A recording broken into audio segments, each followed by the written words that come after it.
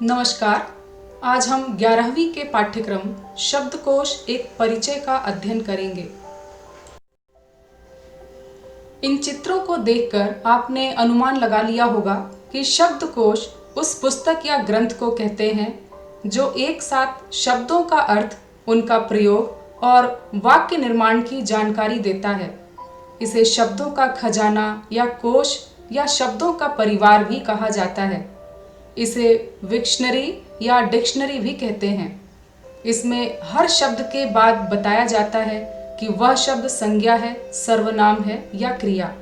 इसके बाद उसका अर्थ दिया होता है। जब हम कोई पुस्तक पढ़ते हैं तब कई बार ऐसा होता है कि हमें कुछ ऐसे शब्द मिल जाते हैं जिनका अर्थ हम नहीं जानते और ऐसे में हमें बहुत असुविधा होती है। तब इन शब्दों का अर्थ जानने के लिए शब्दकोश की आवश्यकता पड़ती है। किताब पढ़ते समय हर अनजान शब्द के अर्थ को समझना बहुत जरूरी होता है।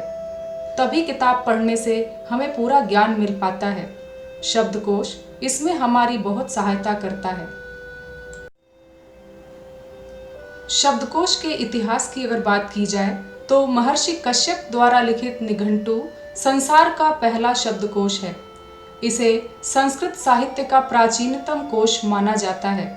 इसमें वैदिक साहित्य में प्राप्त शब्दों का संकलन है। इसी तरह महर्षि यास्क द्वारा निघंटु की व्याख्या पर लिखी रचना निरुक्त संसार का पहला शब्दार्थ कोश, जिसे डिक्शनरी कह सकते हैं, और विश्वकोश माना जाता है। शब्दकोश देखने के लिए आपको हिंदी वर्णमाला के सभी वर्णों और हर तरह की मात्राओं का ज्ञान होना चाहिए। इससे आपको शब्दकोश में शब्दों का अर्थ ढूंढने में सहायता मिलती है। यहाँ हम दो तरह की वर्णमाला देख रहे हैं। पहली हिंदी की वर्णमाला है जिसे आपने पढ़ा है। इसमें पहले स्वर वर्ण दिए हैं, अ से लेकर री तक के वर्ण। इसके बाद व्यंजन वर्ण आते हैं जिनमें क वर्ग, च वर्ग, ट वर्ग, त वर्ग, प वर्ग और उसके बाद य, र, ल, व, श, स, ह और अंत में संयुक्ताक्षर आते हैं श, त्र और ज्ञ। ये हिंदी वर्णमाला के वर्णों का क्रम है। जब हम शब्दकोश की वर्णमाला को देखते हैं तो यहाँ स्वर वर्णों में कुछ बदलाव दिखेगा। यहाँ अ के स्थान पर अंग से शुरू होने वाले शब्द आपको मिलेंगे।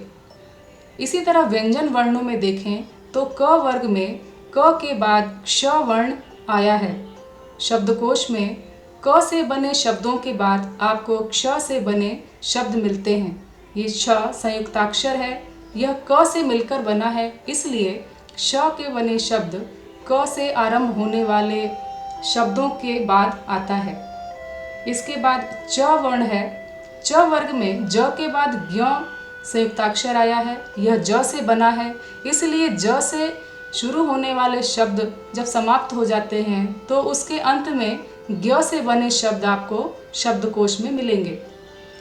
इसी प्रकार त वर्ग में देखते हैं तो त के बाद त्र संयुक्ताक्षर है।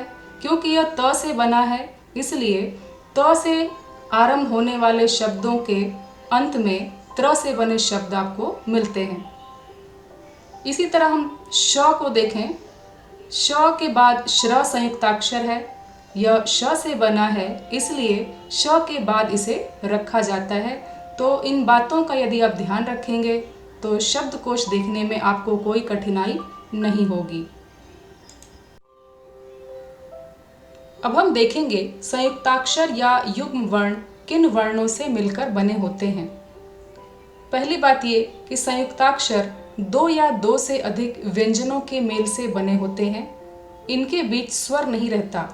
इन्हें स्वतंत्र वर्ण नहीं माना जाता है क्योंकि इनकी रचना दो व्यंजनों के मेल से बनी होती है, जैसा कि आपने वर्णमाला में देखा था। यहाँ हम अगर क्ष वर्ण को देखें तो यह आधा क और श के मेल से बना है। इसी तरह त्र वर्ण देखा जाए तो ये आधा त और र मिलाकर बना है। ज्ञ वर्ण आधा ज और ज्ञ से मिलकर बना है और इसी तरह श्र वर्ण आधा श और र के मेल से बना है। आइए अब देखें शब्दकोश को कैसे देखा जाए। शब्दकोश देखना भी एक कला है और ये बहुत आसान है। यदि हम शब्दकोश के वर्णमाला के क्रम को ध्यान रखेंगे तो हमें इसमें कोई कठिनाई नहीं आएगी। यहाँ इस टेबल में आप देख सकते हैं शब्दकोश में जो स्वर वर्णों के क्रम हैं उन क्रम के अनुसार में यहाँ लिखा गया है, जैसे अंग, आ, अह, अ, आ और उसके बाद औ तक के स्वर। सभी स्वरों की अपनी अलग अलग मात्राएं होती हैं। तो जब व्यंजन वर्णों का क्रम देखा जाता है तो यदि हमें क से आरंभ होने वाले शब्द ढूंढने हैं तो आपको उनका आरंभ कं वर्ण से मिलेगा। कारण क्या है उसका? क्योंकि स्वर में अंग स्वर पहले आया है, इसलिए क से मिलने वाले जो शब्द होंगे उसमें कंघी शब्द आपको पहले मिलेगा, कलम शब्द बाद में आएगा। तो आपको इनका ध्यान रखना है। इसी तरह शब्दकोश में संयुक्ताक्षर वर्ण, जिनको आपने पिछले स्लाइड में देखा, संयुक्ताक्षर वर्ण अ ध्वनि के बने शब्दों के बाद मिलेंगे, यानी आपको क के बाद ही संयुक्ताक्षर श से बने शब्द मिलेंगे। तो आपको इन बारीकियों का ध्यान रखना है। शब्दकोश को देखना कोई कठिन काम नहीं है। कुछ बातों का ध्यान रखा जाता है, उसे भी देखते हैं। शब्दकोश में हिंदी वर्णमाला का अनुसरण किया जाता है, लेकिन अंक से प्रारंभ होने वाले शब्द पहले रखे जाते हैं, जैसे अंक, उसके बाद अलग और उसके बाद आम। यहाँ आप देख सकते हैं कि जो अंग स्वर है उससे बना शब्द पहले आया है। इसी तरह व्यंजन वर्ण देखा जाए तो वे आधे होते हैं और स्वरों के मिलने से ही पूरे होते हैं। जैसे क वर्ण क और अ स्वर से मिलकर बना है। इसी तरह च वर्ण देखा जाए तो वह च के साथ अ के मिलने के बाद ही बन पाता है, अतः उन्हें स्वर के क्रम में ही ढूंढना चाहिए, जैसे कंघी, कांच, कह, कम, कान आदि के क्रम में। हिंदी वर्णमाला में संयुक्त व्यंजन सबसे अंत में आते हैं, लेकिन शब्दकोश में उन्हें उस क्रम में रखा जाता है जिन व्यंजनों से मिलकर वे बने हैं। जैसे क्षत्रिय शब्द क और श से आरंभ होने वाले शब्दों के बाद ही आएगा। ज्ञानी शब्द ज और य के मेल से बना है, इसलिए ज से आरंभ होने वाले शब्दों के बाद ज्ञ से बने शब्द आपको मिलेंगे।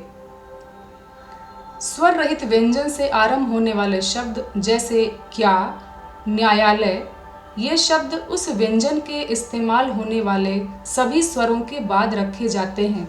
जैसे क्या शब्द अगर देखा जाए तो वह कौस्तुभ के बाद आएगा। इसी तरह न्यायालय शब्द नौका शब्द के बाद आएगा। तो आपको इन स्वरों का ध्यान रखना है। इसके साथ आपको शब्दकोश देखना आसान हो जाएगा। शब्दकोश की तरह ही विभिन्न प्रकार के संदर्भ ग्रंथ होते हैं, जिनकी सहायता से हम तरह तरह के शब्दों या तरह तरह के वाक्यों का विन्यास समझ पाते हैं। ये हमारे ज्ञानार्जन में कई तरह से काम आते हैं। जिस तरह शब्दकोश में शब्दों के अर्थ मिलते हैं, उसी तरह संदर्भ ग्रंथ में मानव संचित ज्ञान को संक्षिप्त रूप में प्रस्तुत करके बताया जाता है। विभिन्न संदर्भ ग्रंथों के नाम इस प्रकार हैं: विश्व ज्ञान कोश, साहित्य कोश और चरित्र कोश। परीक्षा में शब्दकोश विषय से बहुविकल्पीय प्रश्न पूछे जाते हैं, जिनके 5 अंक निर्धारित हैं। इन प्रश्नों के कुछ उदाहरण देखेंगे, जिनसे आपको इन प्रश्नों का प्रारूप स्पष्ट हो जाए। यहाँ पहला प्रश्न है, शब्दकोश किसे कहते हैं? इसके 3 विकल्प दिए हैं। पहला है जहाँ वर्णमाला लिखी हो, दूसरा जहाँ शब्दों का प्रयोग मिले और तीसरा जहाँ शब्दों का अर्थ मिले। तो सबसे सही उत्तर जो है वो तीसरा विकल्प है, जहाँ शब्दों का अर्थ मिले। अगला प्रश्न है, इनमें से कौन संयुक्ताक्षर वर्ण है? 3 विकल्प हैं यहाँ। पहला फ, दूसरा श और तीसरा झ। आपने संयुक्ताक्षर पढ़ा है, इसलिए आप उसे पहचान सकते हैं। यहाँ दूसरा विकल्प क्ष संयुक्ताक्षर वर्ण है, इसलिए दूसरा विकल्प सही होगा। तीसरा प्रश्न है, संयुक्ताक्षर वर्ण होते हैं? यहाँ 3 विकल्प हैं। आपको ये देखना इसमें कि संयुक्ताक्षर वर्ण कैसे वर्णों को कहा जाता है? पहला विकल्प है स्वर सहित वर्ण, यानी ऐसे वर्ण जिसमें स्वर जुड़े हों। दूसरा स्वर रहित वर्ण, ऐसे वर्ण जिनमें स्वर नहीं है। और तीसरा व्यंजन रहित वर्ण। तो जो सबसे सही उत्तर है वह है ख, स्वर रहित वर्ण। चौथा प्रश्न, इनमें से कौन संदर्भ ग्रंथ का एक रूप नहीं है? पहला विकल्प है विश्व ज्ञान कोश, दूसरा विकल्प चरित्र कोश और तीसरा विकल्प रूप कोश। तो इनमें से संदर्भ ग्रंथ का एक रूप यदि नहीं है तो वो तीसरा विकल्प रूप कोश। तो इसका उत्तर होगा तीसरा विकल्प रूप कोश।